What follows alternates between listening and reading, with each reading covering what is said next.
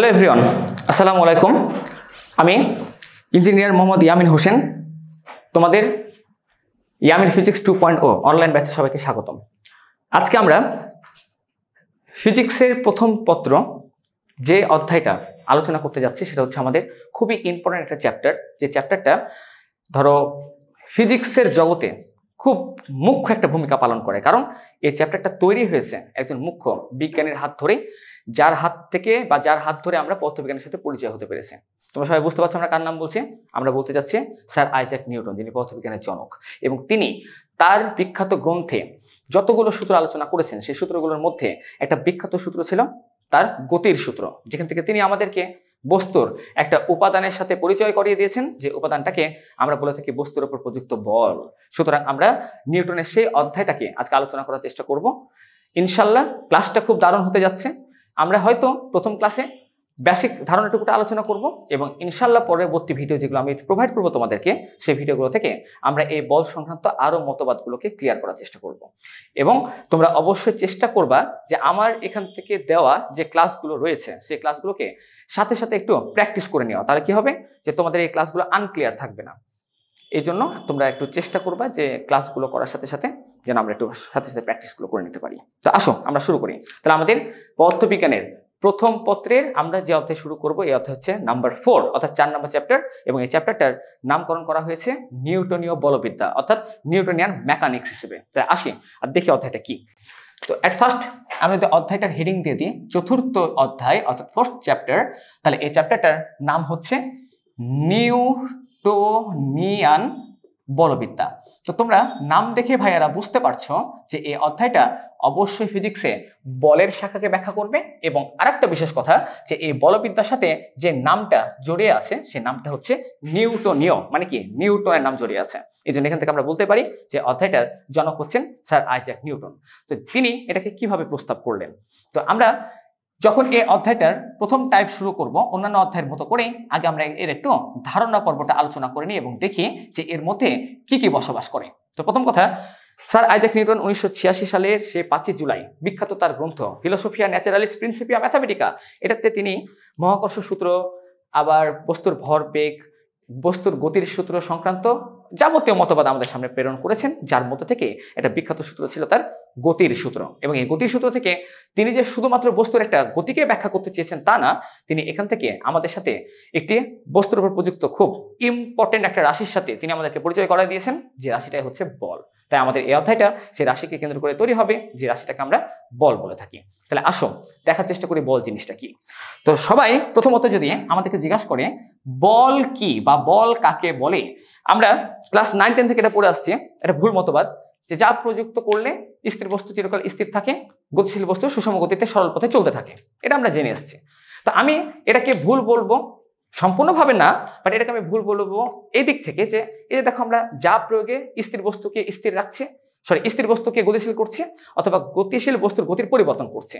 আচ্ছা, এটা বললাম আমরা, তো এটার মাধ্যমে আসলে আমরা কাকে পরিচয় করাতে চাচ্ছি? এই যে স্থির বস্তু স্থির ছিল তাকে আমরা গতিশীল করলাম, গতিশীল বস্তু সুষম গতিতে গতিশীল ছিল তাকে আমরা গতিশীল করলাম। তো এটার মাধ্যমে আমরা কাকে বোঝাতে যাচ্ছি? এটাই যদি আমরা না বুঝি তাহলে তার পরিবর্তন বুঝবো কেমনে, আর সেখান থেকে আমরা বলটাই বা বের করবো কিভাবে? তাই আমরা আগে এর বেসিক থিমটা বোঝার চেষ্টা করব, এর মধ্যে কি রয়েছে সে মূল ভাবটাকে আমরা বোঝার চেষ্টা করব। তাহলে বল কোনোদিন আমাদের মাথা থেকে আর বাইরে বের হবে না। তাই তোমরা এটাকে ক্লিয়ার করার চেষ্টা করবা। দেখো, যদি আমাদেরকে জিজ্ঞাসা করা হয় যে বলের ভিত্তিতে বা বলের সংজ্ঞার ভিত্তিতে আমরা একটা বস্তুকে দেখো স্থির থেকে গতিশীল করছে অথবা গতিশীল বস্তুর গতির পরিবর্তন করছে, তো তুমি এই কথাটাকে একটু রিভার্স করে দেখো তো, যে রিভার্স করলে এটা কি আসে? তো রিভার্স করলে এটা এরকম আসবে যে স্থির বস্তু চিরকাল থাকবে স্থির। তাহলে আমরা যখন একটা স্থির বস্তুকে চিরকাল স্থির রাখছিলাম, তখন এটার মধ্যে একটা উপাদান ছিল, যে উপাদানটাকে আমরা পরিবর্তন করলাম কি প্রয়োগ করে? বল প্রয়োগ করে। তার কারণে বলা হয়েছে যে বল প্রয়োগে স্থির বস্তু গতিশীল হওয়ার চেষ্টা করবে বা গতিশীল হবে। অথবা আরেকটা কথা ছিল এরকম যে গতিশীল বস্তু চিরকাল সুষম বেগে চলতে থাকবে। তাহলে ভাইয়ারা গতিশীল বস্তু সুষম বেগে চলতে থাকবে, তাহলে অবশ্যই এটাও কোন একটা বিখ্যাত উপাদানের কারণেই ঘটনাটা ঘটছিল, যেটাকেও আমরা পরিবর্তন করেছি সে বিখ্যাত বলই প্রয়োগ করে। তাহলে ভাইয়া আমরা যদি এটাকেই না জানতে পারি যে এটা কার জন্য ঘটছে, তাহলে তুমি বলকে বুঝবা কিভাবে? তাহলে আমাদেরকে আগে ক্লিয়ার করতে হবে এই জিনিসটা কি ছিল, যেটা স্থির বস্তুকে স্থির রাখতেছে এবং গতিশীল বস্তুকে সুষম গতিতে গতিশীল রাখতেছে। এটা যদি আমরা বুঝতে পারি তাহলে এটাকে পরিবর্তন করার জন্য যা প্রয়োগ করবা সেটাই হচ্ছে বল। তাহলে আমরা কি এই জিনিসটা কি বুঝতে পেরেছি? তাহলে বুঝতে পারলে এখন দেখো, জানো, বুঝো যে এই জিনিসটা কি। তো মনে রাখবা, ফিজিক্সে যখন নিউটনের সূত্র থেকে আমরা এই বলটাকে ব্যাখ্যা করার চেষ্টা করি, তখন সেখানে বল তো তৈরি হয়েছে, তার সাথে বলের বিপরীত হিসেবে একটা নতুন উপাদানকে আমরা তৈরি হতে দেখেছি, যেটাকে আমরা বস্তুর ভাষায় বলে থাকি ইনারশিয়া, যাকে বাংলায় বলা হয় জড়তা।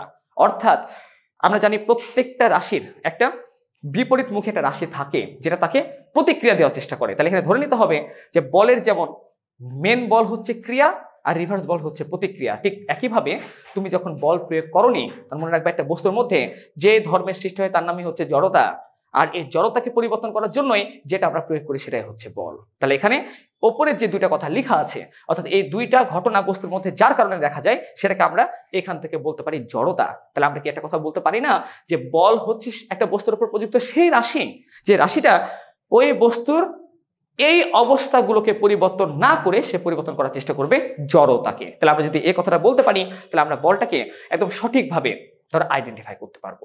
তাহলে আমাদেরকে ধরতে হবে যে বল হচ্ছে এমন এক ধরনের উপাদান যা প্রয়োগে একটি বস্তুর আমরা জড়তার পরিবর্তন করি, তাকে বলা হয় বল। তাহলে ধরো যদি এটাই আমাদের বল হয়, তাহলে ভাইয়া এই বলটাকে আমরা আইডেন্টিফাই করব কিভাবে, আর এটা যে জড়তাকে পরিবর্তন করছে সেটাকে এবার আমরা আইডেন্টিফাই করব কিভাবে। তো দেখো তো, আমরা যদি এই দুইটাকে এবার আলাদাভাবে বোঝার চেষ্টা করি বা জানার চেষ্টা করি, তো জিনিসটা এরকম হয়। বলা হয় থাকে যে ওপরে দেখো দুইটা কথা দুই রকম জড়তাকে ব্যাখ্যা করছে, তাই না? ওপরেরটা একরকম, দ্বিতীয়টা আর এক রকম। তাহলে আমরা ধরতে পারি যে আমরা যখন একটা বস্তুর মধ্যে এই জড়তাকে খোঁজার চেষ্টা করব, অবশ্যই ভৌত জগতে থাকা প্রত্যেকটা বস্তুর জড়তা হবে দুই রকম। তাই দুই রকম জড়তা কি কি মনে রাখবা। প্রথম যে জড়তা আমরা পাই এটাকে আমরা বলে থাকি স্ট্যাটিক ইনার্শিয়া, অর্থাৎ স্থিতি জড়তা। আর দুই নাম্বার যে জড়তা আমরা পাই সেটাকে বলা হয় কাইনেটিক ইনার্শিয়া, অর্থাৎ যেটাকে আমরা বলে থাকি গতীয় জড়তা বা গতিশীল জড়তা। তাহলে তোমরা ধরে নিবা যে একটা বস্তু যে অবস্থাটা আগে ধারণ করেছিল বল প্রয়োগ করার আগে বা পূর্বে, সেটাকে আমরা জড়তা বলি। যে জড়তা আবার দুই রকম হতে পারে, একটা স্থিতি জড়তা আর একটা গতীয় জড়তা। তাহলে স্থিতি জড়তা কোনটা? এই যে দেখো আমি উপরে লিখে রেখেছি, যে জড়তার প্রভাবে বা যার প্রভাবে স্থির বস্তু চিরকাল স্থির থাকবে বা থাকার প্রবণতা দেখাবে, সেটাই হচ্ছে ভাইয়ারা স্থিতি জড়তা। একইভাবে যদি জিজ্ঞাসা করা হয় গতীয় জড়তা কোনটা, তোমরা বলবা যে যে জড়তার কারণে বা বস্তু যে ধর্মের কারণে সে গতিশীল অবস্থা থেকে চিরকাল সুষম বেগে গতিশীল থাকতে চায় বা থাকার প্রবণতা বজায় রাখতে চায়, তাকে ভাইয়া বলা হয়ে থাকে গতীয় জড়তা। তাহলে মাথায় রাখবা যে বল অবশ্যই গতি জড়তা বা স্থিতি জড়তা, এই জড়তাটাকে পরিবর্তন করার চেষ্টা করবে, আর পরিবর্তন করতে পারলে জড়তার বিপরীত রাশি হিসেবে আমরা এখানে বলকে খুঁজে পাবো। তাহলে এখন যদি এটাই আমাদের সত্য হয়, তাহলে ভাইয়া এই জড়তা যেমন দুই রকম, তেমনি একটা বস্তুর মধ্যে জড়তাকে পরিবর্তন করতে চাইলে বল কত রকম হতে পারে এটা আমাদেরকে বোঝা লাগবে।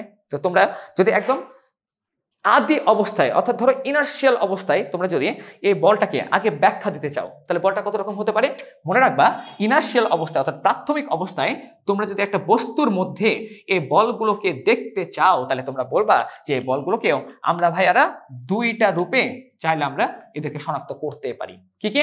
এক, আমরা বস্তুর মধ্যে যখন এই বলগুলো প্রয়োগ করি, তখন আমরা বলতে পারি যে আমরা একটি বস্তুতে বল প্রয়োগ করেছি একটি। তাহলে এখানে আমরা মাত্র একটি বল কি করতে পারবো? প্রয়োগ করতে পারবো। তাহলে এরকম যখন একটি বল প্রয়োগ করা হবে, তখন এর মধ্যে আমরা খুঁজে পাবো একরকম বল।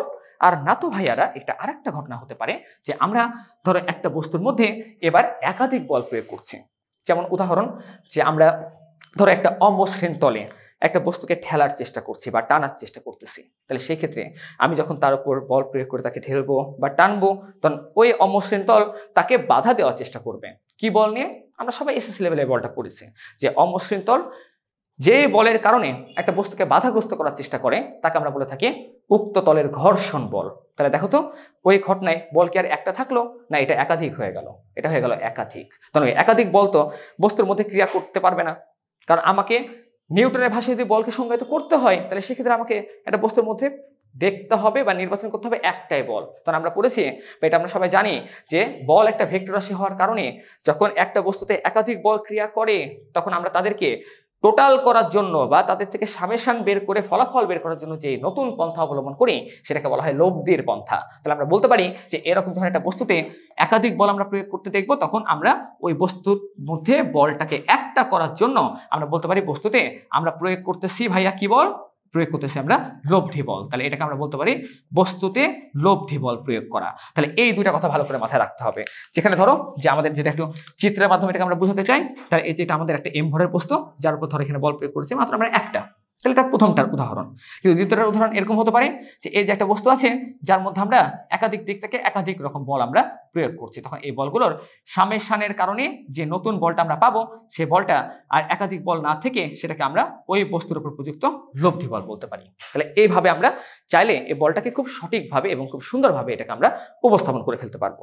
তাহলে বল জিনিসটা কি আমরা আশেপাশে আছি ক্লিয়ার। তাহলে আমরা বলের ডেফিনেশনটা এখান থেকে এটা জানার চেষ্টা করব যে বস্তুর যে ধর্মটা তার জড়তার পরিবর্তন করার চেষ্টা করে বা জড়তার পরিবর্তন করতে চায় তাকে আমরা বলবো বল।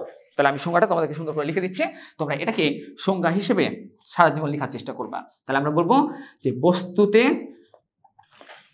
যার প্রভাবে জড়তার পরিবর্তন করা হয়, তাহলে জড়তার পরিবর্তন করা হয় তাকে বস্তুর প্রযুক্ত বল বলা হয়। তাহলে প্রযুক্ত বল বলে। তাহলে এই হচ্ছে ভাই আমাদের বলের সেই ডেফিনেশন। তাহলে আমাদের বল ক্লিয়ার। এবার আসবো পরবর্তী কথায়। এই যে নিউটন বলটা যে আমাদের সাথে ক্লিয়ার করে দিলেন, তাহলে ক্লিয়ার করার জন্য অবশ্যই তাকে কিছু সূত্র আমাদেরকে দিতে হয়েছে, যে সূত্রগুলোর মাধ্যমে তো আমরা বলগুলোকে সঠিকভাবে আইডেন্টিফাই করতে পেরেছে। তাহলে এরকম নিউটন তার ফিলোসফিয়া ন্যাচারালিস গ্রন্থতে কি এমন সূত্র দিয়েছেন যার মাধ্যমে আমরা বলগুলোকে জানতে পারি এবং বল সম্পর্কে সমস্ত আলোচনা করতে পারি, এটা এখন আমাদেরকে দেখা লাগবে। তাই আমরা আজকের ক্লাসটা যেহেতু বেসিক ক্লাস রেখেছিলাম, তাই আমরা আজকের ক্লাসে এতটুকুটাতে আমরা সীমাবদ্ধ থাকবো। ইনশাল্লাহ নেক্সট যে ভিডিওটা আমি তোমাদের সাথে প্রোভাইড করব সেখান থেকে আমি তোমাদেরকে এটা ক্লিয়ার করার চেষ্টা করব যে নিউটন কয়টা সূত্র ছিল বা কি কি সূত্র ছিল যাদের মাধ্যমে তিনি বলটাকে প্রস্তাব করার চেষ্টা করেছেন। তাই আজকে আমাদের এই পর্যন্ত থাকলো। আল্লাহ হাফেজ, খোদা হাফেজ, সবাই ভালো থাকবা।